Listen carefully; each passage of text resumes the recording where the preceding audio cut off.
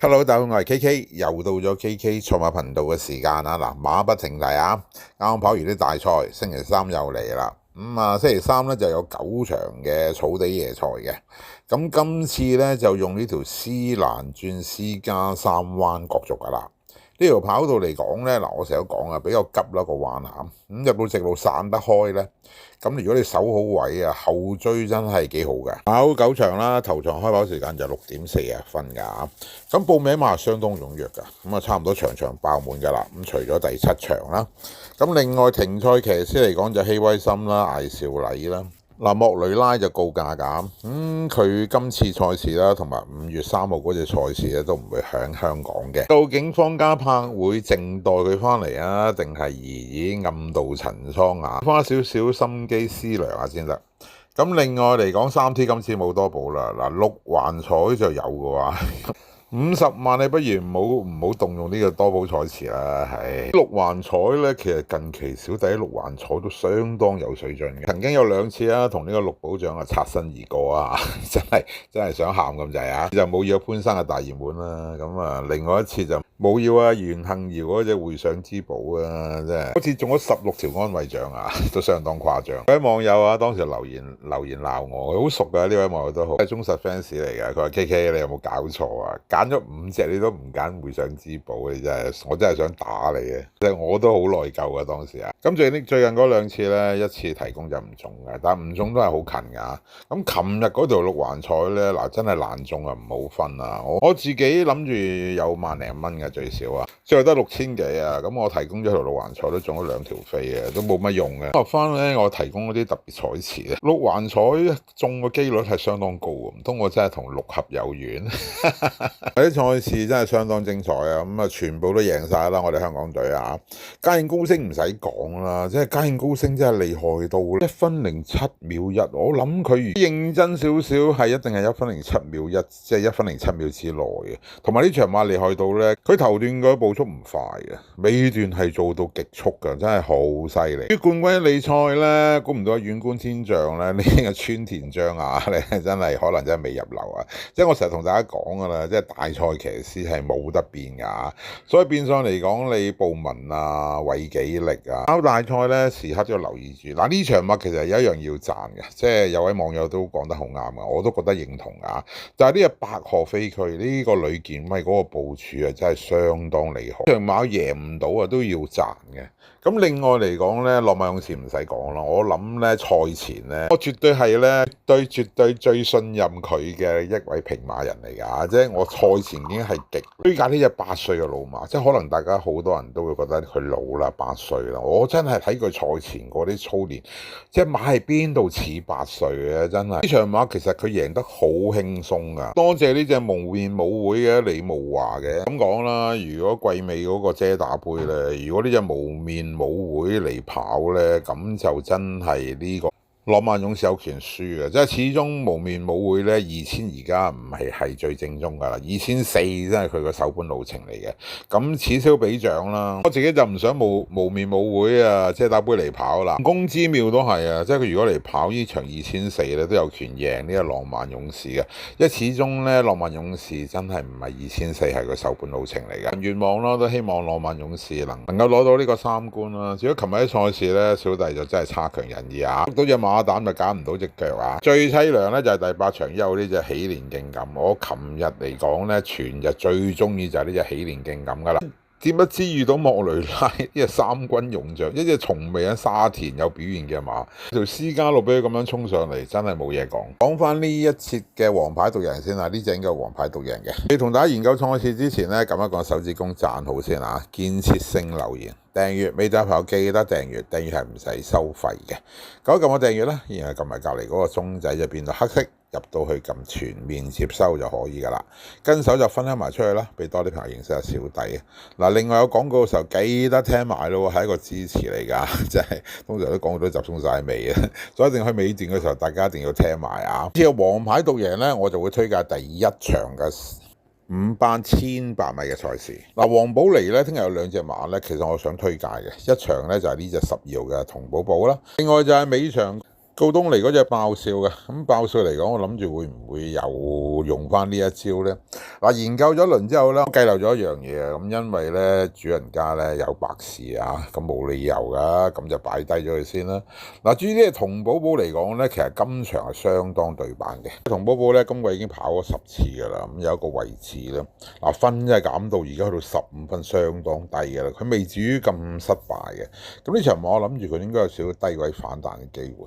嗱，再研究咗一輪之後咧，因為呢隻馬唔係放頭馬，咁一個女見習生咧，如果騎長途咧，真係幾嘥氣力嘅。咁我始終對呢樣嘢咧有少少保留嘅，咁我就擺低咗呢隻童寶寶嘅。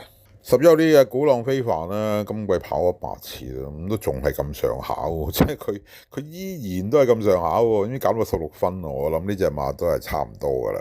15呢個金得意咧，呢個金得意嚟講咧，今季已經跑過7次啦，到佢都係30部隊嚟㗎。其實最近呢3次咧，佢都有飛啊。點解咧？因為呢隻馬係啲季尾馬嚟嘅，去到季尾嘅時候咧，好多時都要留意住呢隻馬嘅。不過今次呢隻馬抽12位啊，1800嘅12位係難跑嘅，咁我擺低咗佢啦。9號呢隻黃金風速，呢隻黃金風速嚟講，今季都跑過7次啦，即係到而家都係30部隊喎。呢隻馬其實今場幾好跑嘅，因為呢場馬嚟講又真係冇乜放頭馬。咁對於佢嚟講咧，呢場馬如果楊明倫能夠主宰到個步速咧，嗱呢場馬有啲餐事嘅，屬於可以考慮之列㗎。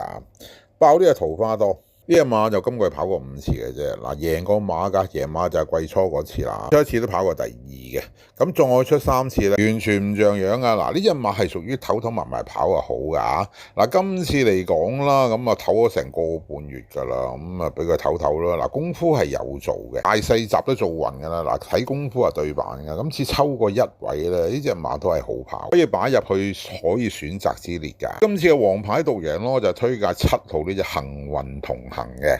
嗱呢隻幸運同行嚟講咧，本身都係要跑啊，跑到季尾先好啊。呢隻馬今季已經跑過12次㗎啦，第2啦，有個第3啦。評分方面咧，63分起步啊，咁去到而家33分㗎啦。相當着數㗎啦！上次跑場發高嘅2200啦，咁艾潮麗騎啦有飛㗎，5.7倍開跑㗎，咁就走勢一般啦，跟跑翻嚟。我嚟講，蔡約翰比佢少休咗個零月啦，嗱功夫係加強咗㗎，幾課拍跳啊，逼起佢啲鬥心先啦，亦都係有習有成。嚟講呢啲5班馬咧，就唔需要點樣睇呢啲啊，即係啲賽績啊、啲操練嘅，講係咁講嘅啫。成日都覺得咧呢啲馬咧睇幕後心意啊。曾經吳子林先生咧講過句名言啊，究竟跑馬係跑人啊定跑馬？名言咧滲透咗我幾廿年，時會覺得咧係跑馬，一時覺得咧係跑人。但而家嚟講咧，呢一刻我話俾你聽啊，跑馬一定係跑人啊！呢隻駕勢奇葩，嗱呢隻馬今季嚟講都跑過8次㗎啦，咁亦都係有個第2嘅。呢個第2咧就係發谷嘅1800私跑道攞到㗎啦。嗱當時嚟講僅僅輸俾人民物送㗎咋。嗱一隻8歲老馬咧搏完1次之後咧，真係好難持續㗎，又要一路跑一路唞啦。嗱上次嚟講跑場2200啦，嗱2200係唔係佢杯茶嚟㗎？嗱幾好走勢喎，一路跟跑翻嚟。周同學咧即係今季嗰啲水準係真係有進步㗎，咁呢隻駕勢奇葩嚟講咧，雖然上次唞翻個零月啦，隻馬快跳咗6課嘅，亦都係有課嘈雜嘅。我嫌佢跳得太多，因為8歲嘅老馬真係唔使跳咁多，我覺得係可以擺入去咧呢個配腳之列嘅。咁啊5號呢隻富裕君子啦，呢隻馬絕對係要考騎師嘅，黃志宏一定係騎唔掂㗎。嗱馬就靚嘅，跑完上次之後咧依然係好勇銳嘅。你黃志宏能夠騎到上次莫雷拉嗰種走位，一個冇可能嘅位置之下衝上嚟，亦都要膽識又要狠勁，乜都齊嘅話咧，咁你有權贏嘅。即係富裕君子我自己就擺低咗佢㗎。有呢隻樂滿城，嗱呢隻馬其實相當重飛嘅，上次啊啫。初落5班啦，換黃寶利啦，減磅啦，但係黃寶利真係騎唔掂啊！隻馬全程內閃啦，咁基本上黃寶利都全程冇騎過咁滯㗎啦。